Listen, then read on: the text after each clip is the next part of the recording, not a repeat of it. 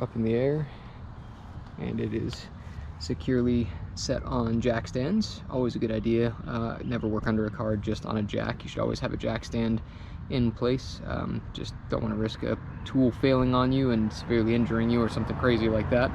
A lot of people swear by ramps. I've also heard that a lot of people say the metal ramps are to be avoided due to collapsing issues and things like that as well. So I just stick with the safe stuff and always use a floor jack and jack stands and make sure the car is nice and stable before I get anywhere in or under it. You know, got to keep yourself safe, right? So that being said, we are replacing these rotors, which I'm gonna guess might be original, just judging by how rough and flaky they are.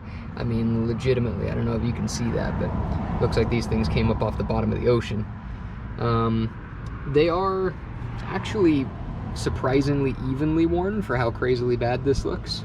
You know, but I just don't want to be one of those guys that shows up on just rolled into the shop where it's worn the whole way through the disc. So that being said, very straightforward job. Once you get the wheel off, literally this is the brake rotor right here, slides over the studs, and you've got the caliper right here, and you can see these are the brake pads inside of the caliper. You got an exterior one and an interior one right here. So obviously the caliper is in the way of us taking the rotor off right now. So we are going to remove the caliper, and I'm going to just probably zip tie it up and out of the way up here just to stop it from falling off. And then basically once that's up out of the way, this rotor should just come right off. New rotor goes on, new pads in the caliper, put the caliper back on, and we're all done.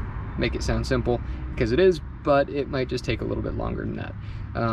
Usually, in my experience, the calipers tend to be held on at the back with, let's see if I can get in here.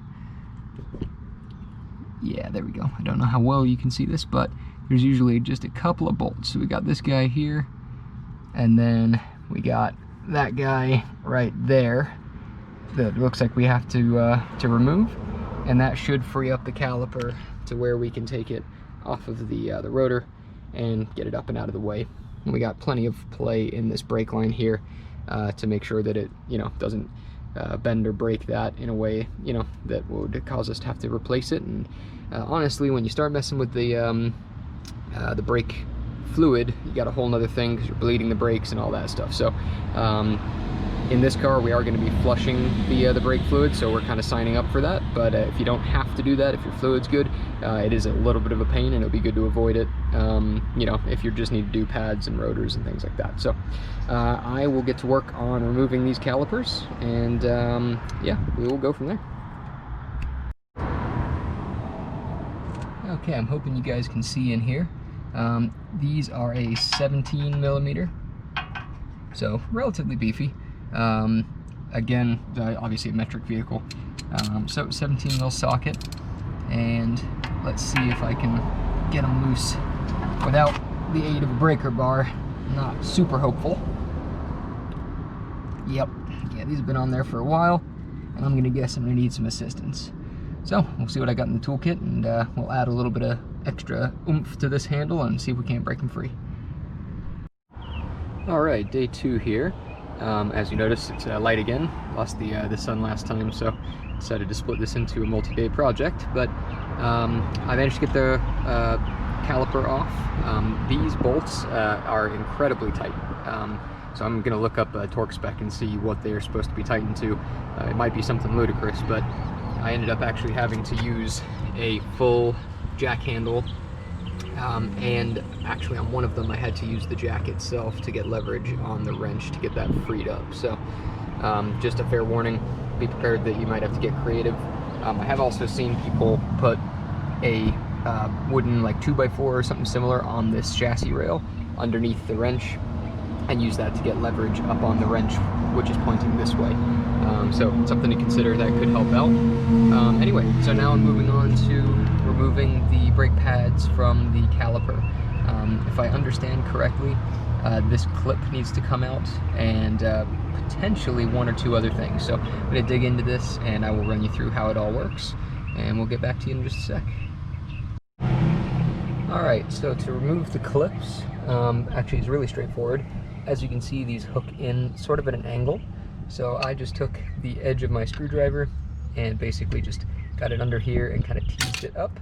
And as you see, it pops right out. The bottom one here's the same. So, should. There we go. So, comes right out. And obviously, just keeping all my parts together so I don't lose anything. Now I'm going to fiddle with the caliper. There we go. And that comes right out as well. So, remember that this is my outer one. You'll notice actually the life on this brake pad is really still amazing. The gentleman I bought the car from did tell me that he had put pads on recently. In the end, I opted to do new front pads. As I'm getting the Brembo rotors, I just got matched pads that go with that. And then basically, you know, just for safety's sake, you know, these have been running on some super old rotors, so who knows what kind of wear and tear they've seen.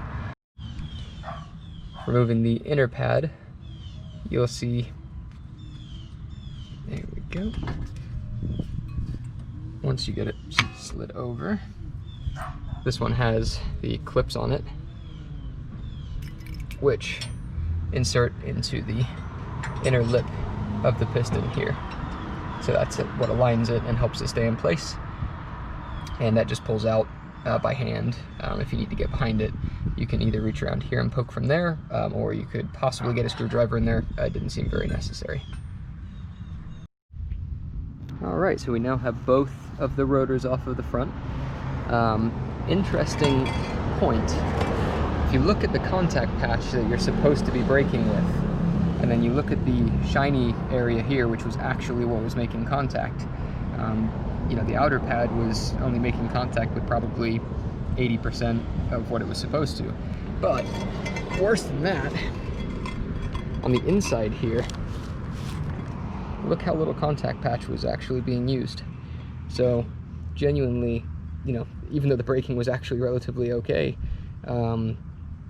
this, I mean, stands to get a lot better when you get the full contact patch on both the inside and the outside. So very interesting consideration, and you know, goes to show you what wear marks and things like that can tell you about a car and how it's acting just by reading the lines. So interesting note. Next up, we're going to be hitting these with brake parts cleaner. A lot of rotors will ship with a coating on them, kind of like an oil, and you definitely don't want to leave that on there with your first use. Just not good for the pads. So definitely, you know, use the brake parts cleaner, thoroughly clean this surface down just to make sure that there's no more of that oil on the contact patches, both inside and out. And that will definitely help the life and the initial wear in of your brake pads.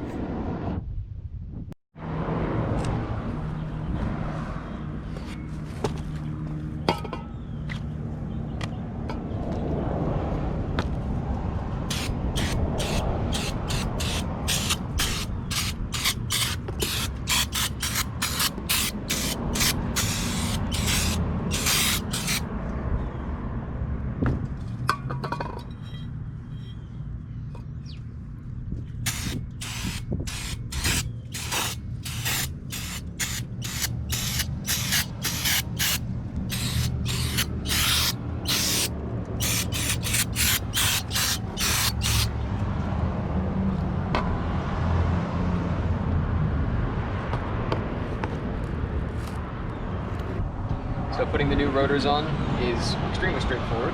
Just want to slide them over the lugs just like the old one came off, and make sure it seats over the sensor here, and that way it will be aligned and firmly in place.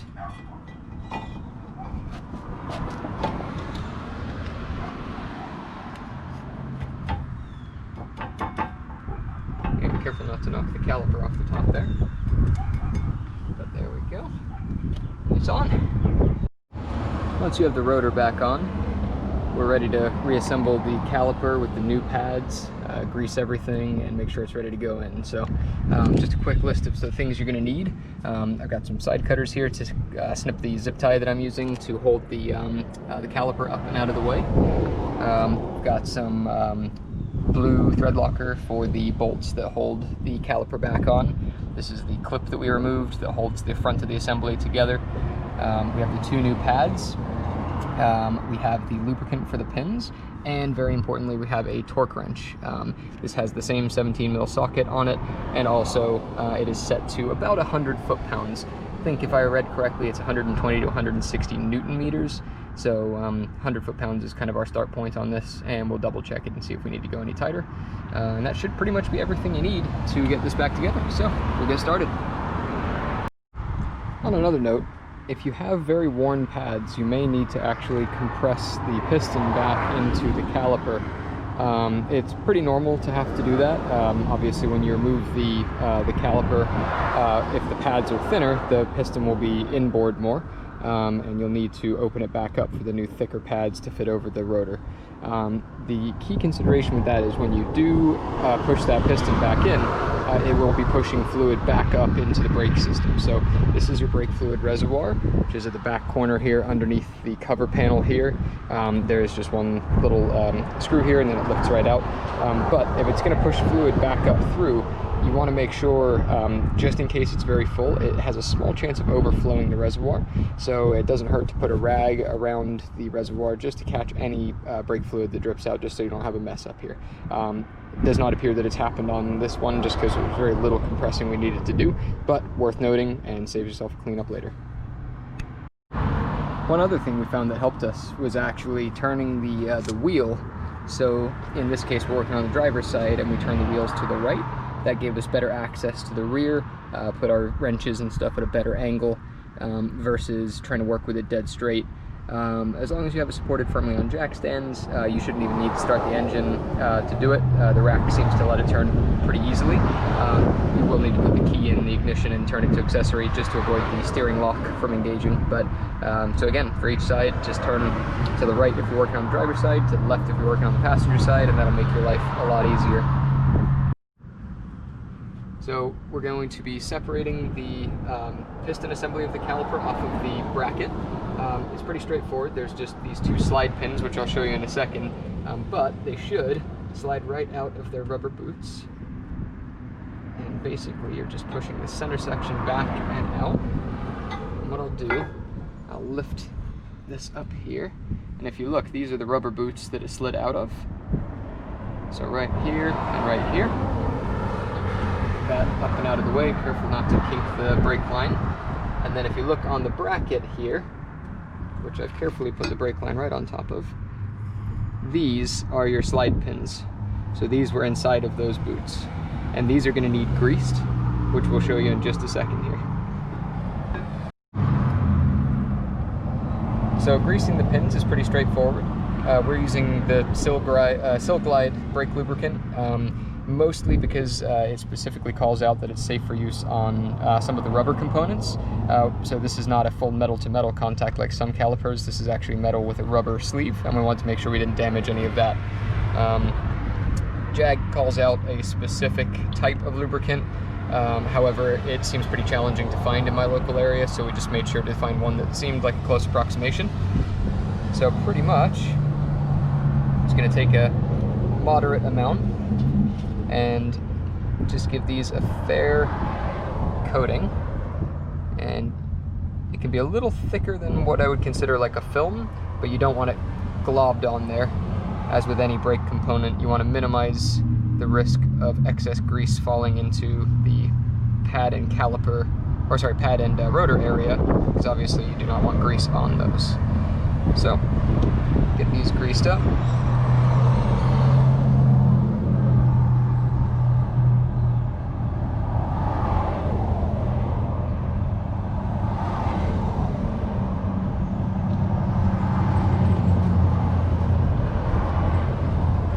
Okay, I would say that's pretty good.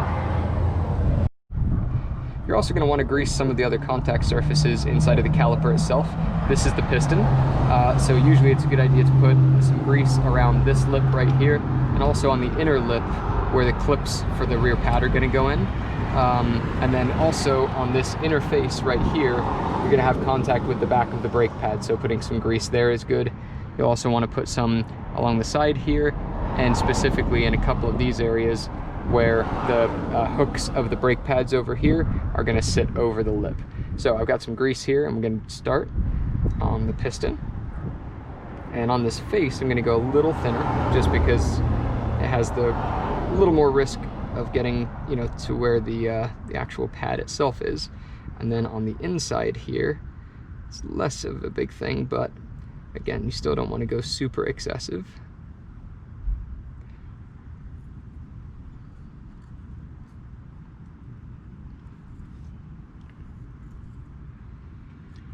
Okay, I'm going to rest that up here and get some more grease.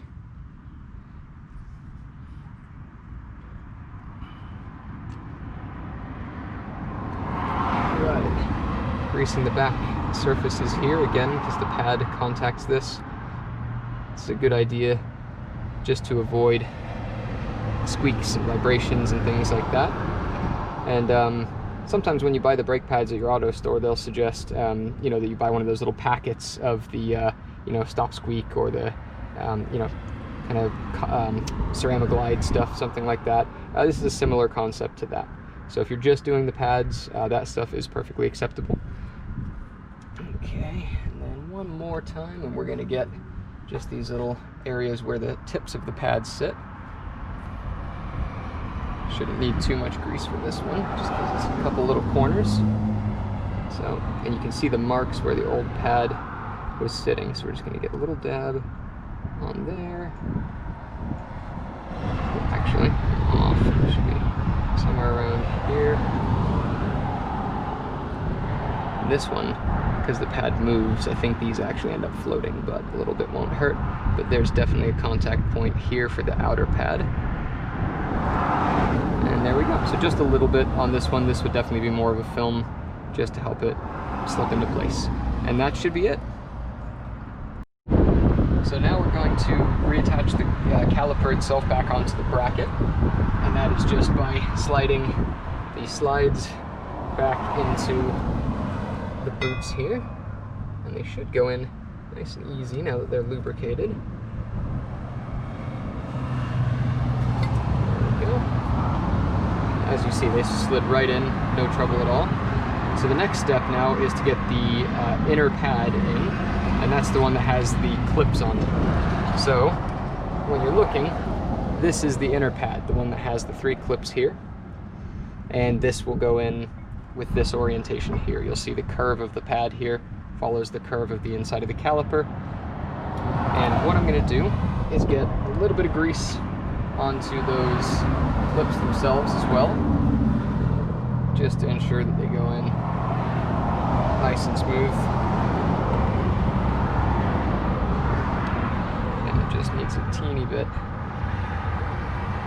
just to help it get started, as sometimes with the new pad these clips can be relatively stiff, obviously, which is what you want. You don't want it to come sliding out. And now we'll get the pad put in. So, supporting the caliper somewhere where you can work on it, make sure it's relatively stable, and just be prepared, you know, don't want this to fall off because obviously that could damage your brake line. If you need to, you can support it with a zip tie, you know, to stop it from falling. In this case, I'm just going to keep my hands on it. Again, this is the inner pad with the clip, and I've got it oriented the correct way. So you'll see it drops down in the middle here, and comfortably hooks into these 2 little channels on either side, so it'll naturally seat itself. And now what you're going to want to do is push the pad back in towards the piston, and the clips should spring in and clip into the piston. So this can be a little finicky sometimes, but we'll see if it'll behave with us. We'll see what we can do here.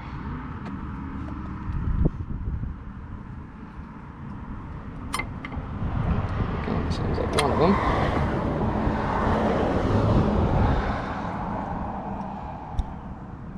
All right, so the clips are fighting me a little bit here.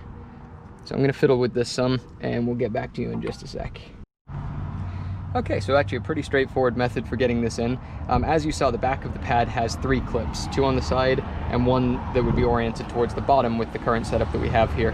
What I ended up doing was pitching the pad at this angle, which allowed me to get the bottom clip in and over the ledge and started, and I then was able to take my thumbs and push down slightly and then in, and that let the side clips move into place and then go into the piston. So again, tipping the pad at this angle to get the bottom clip in and started ahead of the side ones, pushing down and in, and it clipped right in. You may also need to ever so slightly lift up on this bracket piece here, as the side tabs might try and bind on that. So, but it's relatively straightforward to do both of those motions at the same time. Key thing is, if you are putting your thumbs on the brake pad, just make sure there's no grease on them. A little bit of dirt shouldn't hurt, but any of the lubricant that you're using on here, you do not want to get it on the pad. So, relatively straightforward. And now on to the outer pad. So now we're going to put the outer pad in. Basically, this one actually should just drop in and slide towards the front here. Same deal, you want to orient it where the round side follows the radius of the caliper itself. And it should be relatively obvious which way that goes. So we've rested it on to where it's touching the inner pad, and now the goal is to slide it towards me and get it up into here. So just making sure. There we go. And it clips into place there. Now, on the other side, we did run into a small issue with these tabs right here. Because of the Brembo pads being painted like this, it was actually ever so slightly too thick on this inner lip. So this one actually worked with us relatively well. On that one, we just had to scrape the paint off, and that was all it took to get it to clip in like that. If you run into that issue where it feels like it's binding in this area, the pad's maybe getting stuck at this angle and doesn't want to pop in, you may just need to take a little material off of these tabs here, and I just used something to, like I said, scrape the paint off, and that was all it took. But this one behaved, so on to the next step. So now you have your assembly together. You're going to want to reorient it roughly where it was. There's a notch in this backing plate here that you'll see, and that will make it very obvious where the caliper is supposed to go. So in this case, it's between where my fingers are here. You're going to want to get the pads to go over the rotor here, and they may be a little tight. That's normal, because you are now putting thicker pads on, as I mentioned earlier. Again, if these are too tight to go over the rotor, you may need to compress that piston a little more. I think with how thick the pads were on mine, I shouldn't have to do that. So let's give this a go. As you can see, I've got it to where the inside pad is tucked over, and now we're going to try and get the outside pad past it. And it is, with a little bit of effort, sliding over the rotor. There we go.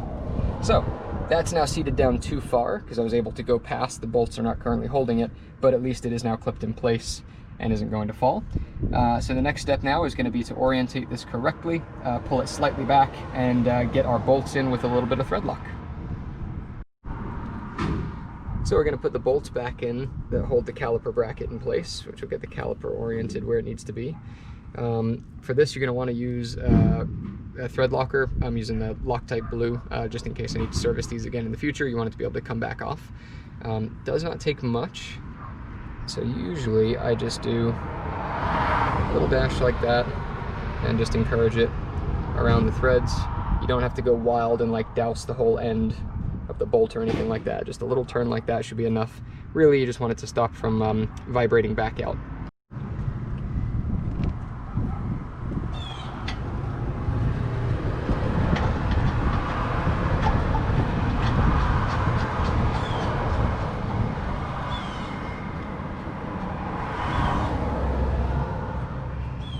Okay, so both the bolts are in finger tight now. So the next step is going to be to torque them up. We're going to be going to 100 foot-pounds on these. That should be a good mid-range. The research I did called out 120 to 160 Newton meters. So if I did my math correct on the translation from Newton meters to foot-pounds, it should be about 100 foot-pounds to do it. So got my torque wrench here, again with a 17 mil socket, and we're going to get those torqued up. Alright, so we're going to get these torqued up. This is a click style torque wrench. So once it reaches the correct tightness, the handle should actually click on the head and make a pretty notable sound. That way you know it's reached its tightness. So, seeing as we're lifting up on this side, it'll be slightly more challenging. On the other side, you'd be pushing down on this when gravity's in your favor. So, in the end, we may end up, if you're not super strong like me, we may end up needing a cheater bar for this. but we'll get as far as we can for now with just the torque wrench, and then worst case, extend the handle a little bit and get a little extra oomph that way. So to put the spring on, you're going to want to start by hooking one of the pegs into its little hole there and tucking this tab under where it's supposed to go. And that'll get that oriented nicely. So the next step, it helps to have a set of vice grips here. So if you grab the outer edge of the wire with the vice grips like so, make sure it's got a good grip on there, that'll let you get extra leverage on it, and then you can pin the end into the hole here like that while encouraging it back behind the tab there. And then you see how that's seated into the hole there nicely. You can now remove the vice grips, and then it doesn't take much force, but just tap everything just to make sure it's seated properly where it's supposed to go. And there we go, we're all set. All right, we have her back on the ground now. Figure most of you know about putting wheels and tires back on, but just in case, right? You put the wheel back on, thread the lugs up to finger tight, then using the wrench while it's still in the air, just try and get them as tight as you can, you know, while just gripping the wheel with your hand to stop it from spinning. That'll make sure it's seated properly on there before you set it down. You're going to set the vehicle back on the ground carefully, and then you're going to torque up each of the lug nuts in a star pattern, so kind of skipping every other one, and make sure that they are nice and tight. And then if you did chock the rear wheel like you were supposed to, don't forget to remove the rear wheel chock. So as you can see, behind the wheel looks a lot better. I may at some point come back and paint that caliper, but for the time being, really isn't too bad looking. So these brakes do have a break-in procedure. I think most probably do. Brembo specifies for the first 120 miles doing gentle braking. So for the initial test drive, they say for the first couple of depressions of the brakes, don't hold for more than 3 seconds. You know, really just test to make sure everything's working, try and be gentle on them. And then once you know that everything's working as it should, then you can go to normal driving. And again, it says try not to do any super long highway drives, and try to just do gentle and easy braking for the first 120,000 miles. Or sorry, 120 miles, not 120,000. Then basically, after that, you should be able to use them as you please. Really, I think the idea is just to let the pad and the rotor start interacting together before really starting to do any super aggressive braking. So we're going to do the rears coming up here in a little bit, but that is the fronts all taken care of. And then afterwards, at some point here, we are going to also flush the brake fluid, and that would be a really nice brake service on the XJR.